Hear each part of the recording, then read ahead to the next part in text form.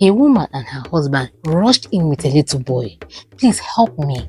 My son has not been able to urinate for the past 2 days," the woman screamed. The emergency room was filled with hushed whispers as doctors rushed to assess the situation. But no one could have anticipated the dark truth that was about to unfold. Once upon a time, somewhere in the city of Port Harcourt lived an ambitious young lady named Uchenna. She was a medical laboratory scientist by profession and a very successful one. Immediately after her university education, she landed a well-paid job and eventually got married to her heartthrob, Ezedike. Life was going so well for Uchenna. She was the envy of all her friends because Ezedike was handsome, charming, and generous. He was a petroleum engineer by profession. Life was rosy for Uchenna. Immediately after Ezedike got married to her, he opened a medical lab for her. Uchenna was now her own boss. But 3 years into their marriage, she still hadn't conceived. Uchenna didn't see it as a source of worry because she was only 26 years and her husband and his family were not pressurizing her. But 3 years later, Uchenna became worried. She actively started her quest to have children. Though Ezedike was a bit worried because he was an only child of his parents, he tried not to show his worries to Uchenna, but she could still sense it. Ezedike suggested that they try alternative ways of having children. He suggested surrogacy, but Uchenna just wasn't comfortable with another woman carrying her husband's child. Ezedike was from a royal family, so adoption was not on the table. The couple decided to give IVF, in vitro fertilization, a chance. And though it was quite expensive, they started their journey to having a child through IVF. They implanted the first embryo and it was a success. The couple was overjoyed. 2 months into the pregnancy, Uchenna and Ezedike embarked on a shopping spree. They told all their friends about their pregnancy and the congratulations poured in. One day, while at work, Uchenna was having an unusually busy day at the laboratory. She developed a severe headache and decided to go on a break, thinking the headache was induced by hunger or thirst. But the headache wouldn't go away. Uchenna decided to close for the day, and on her way to her car, she suddenly felt an intense pain in her stomach. She held onto her stomach as she winced in pain. And then she felt a wet sensation on her legs, and as she gazed down, she noticed blood trickling down her legs. She screamed but quickly recovered and got into the car and drove herself to the hospital. Tears blurred her vision, and as she gripped the steering wheel, every heartbeat felt like a ticking clock counting down to disaster. The pain in her stomach grew sharper, and so did the fear in her heart. She got there and was promptly attended to by the doctor, but it was too late. She had lost the baby. Uchenna cried out her eyes. She couldn't be consoled. She cried bitterly, mourning what could have been. She would often go to the nursery and cry, looking at her baby cot, the clothes, all the things she bought for the baby. But eventually, Uchenna picked up the pieces of her life and moved on. They tried another round of IVF, and this time it was also a success. The couple decided to keep it to themselves. But 3 months after, just like another bad dream, Uchenna lost the baby. There and then, Uchenna decided to go ahead with hiring a surrogate to help her and Ezedike have a baby. While they interviewed potential candidates, and finalized plans, Uchenna discovered something very shocking. She was pregnant yet again. Though Ezedike was bent on going ahead with the surrogacy, Uchenna insisted that they pause the process. 1 month turned into 2, 2 turned into 3, 4 turned into 5, and miraculously, Uchenna carried the pregnancy up to the 7th month. At this time, Uchenna had taken a break from work to avoid any miscarriage. While Ezedike insisted Uchenna employ a living maid, Uchenna wouldn't hear of it. Uchenna had seen a lot of videos of babies that bonded more with the house help than their mothers. She was so discouraged. She did not want anything or anyone to take away her baby's love and attention. She wanted to have her child all to herself. Uchenna bought gadgets for cleaning and cooking, and so she felt she didn't need any help. And just a few days after her expected delivery date, Uchenna welcomed her daughter. Ezedike called his princess Amara. The new parents were overjoyed and found it rewarding but still draining coping with a newborn. Uchenna's mother arrived just in time to help the new parents, but 3 months later she was ready to go back home, and that was where the struggle began. Life became so hectic. Some nights Amara would not sleep. The baby would cry all through the night, and this got the better part of Uchenna the mother. To go grocery shopping, she would have to leave the baby with a next door neighbor. Henry was their next door neighbor. He was a young, homely man. Henry was a content creator, and that was very convenient for Uchenna because Henry was usually at home creating content or editing his videos. Uchenna would drop the baby with Henry and come back to find her sound asleep. "You are so good with her," Uchenna would always commend Henry.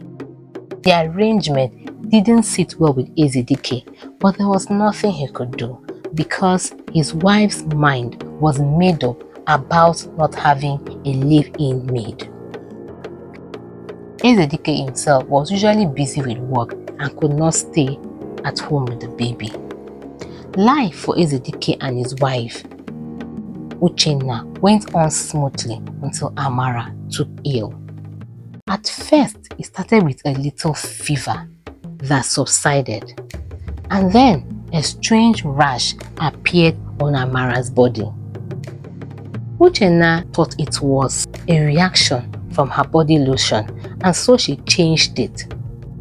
When there was no improvement, she changed Amara's bathing soap, but there was still no improvement. She went ahead to change her food, thinking she was reacting to her formula, but still the rashes persisted. Uchenna went ahead and stopped breastfeeding her baby, thinking she was reacting to her breast milk, but still there was no change. Eventually, Uchenna took her daughter to the hospital. They ran a few tests, and the most startling revelation was uncovered. There was presence of semen in Amara's digestive tract. The two parents were livid. Uchenna almost accused her husband, but after going through the CCTV camera in their home, she knew it wasn't Ezedike. Amara's situation became really bad, and her parents could neither eat nor sleep. The next person Uchenna thought was responsible for their predicament was Ibrahim, their gate man. When Uchenna mentioned that he suspected Ibrahim, Ezedike flew into a rage, blaming Uchenna for not agreeing to get help when he asked her to and exposing their daughter to danger. Even though Uchenna suspected Ibrahim, their gate man, there was no proof, and the gate man denied the allegations. Fortunately for Ezedike and his wife, their daughter recovered. One day, like Uchenna will always do, she left her daughter Amara with their good neighbor and stepped out to go grocery shopping. Not long after she left, she remembered that her husband had warned her to never leave her daughter with a stranger, but rather insisted that their daughter be taken to a crèche nearby in the event that Uchenna needed to leave. So she went back home, and on getting to Henry's house, she found his gate open. When she got into the house, the sight that met her eyes shocked her. Her husband was in Henry's sitting room with 2 armed policemen, and Henry was in cuffs. Uchenna was confused. She asked her husband what the matter was, and he narrated the whole ordeal.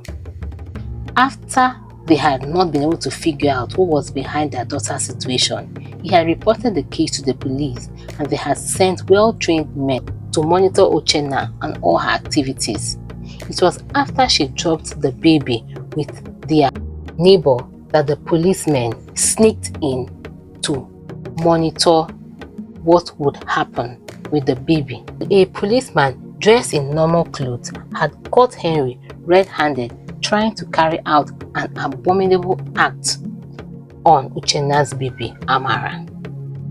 Uchenna couldn't believe her ears. She was enraged. She charged towards Henry, but she was stopped, and Henry was taken away by the police. They later learned that Henry had already been arrested before, carrying out similar acts in different locations that he had lived. When they got home, Uchenna got on her knees and begged her husband to forgive her for putting their daughter in harm's way. Uchenna asked his wife why she had bluntly refused his numerous attempts to employ domestic staff, and Uchenna recounted an incident she had witnessed few years ago. 3 years into her marriage, Uchenna had gone to visit her friend whose daughter was at the emergency ward. While Uchenna sat beside the worried mother, a woman and her husband rushed in with a little boy. "Please help me, my son has not been able to urinate for the past 2 days," the woman screamed. The doctor, who was seemingly calm, asked the woman to take a seat while they examined and attended to her son. They took the boy's vitals, and Uchenna could see that the boy was visibly in pain. The young female pediatrician started questioning the boy, asking him where it hurt and other random questions. And under a few minutes, the doctor was able to find out that the couple had a live-in maid. Uchenna was shocked to hear the answers to the questions that followed. The doctor asked the boy if anyone had been playing any funny play with him. Coming down to his language the boy would understand, and to the surprise of Uchenna and the boy's parents, they all found out that the maid had been performing some weird act with the boy, resulting in the boy getting a sexually transmitted infection that resulted in him being unable to urinate without experiencing a lot of pain. The parents of the boy were in shock. They had no idea that something of that nature was going on between their maid and their son. They told the doctor that they had heard that the girl was having affairs with young men in the neighborhood, but they did not know that she would go to the extent of doing something so strange with their son. Uchenna could not believe her ears, and that was when she decided never to hire a live-in domestic staff. Her husband then finally understood her plight. Ezedike finally understood where Uchenna was coming from. But it was clear to Uchenna that in a bid to keep her daughter safe, she had still exposed her to harm. Uchenna and Ezedike came to a resolution to employ domestic staff from a reputable agency to help out with chores, with Uchenna attending to the baby herself. And the event that they both cannot be physically present with their baby, they both chose a well-vetted crèche where their daughter could be placed. Vigilance is the price of safety.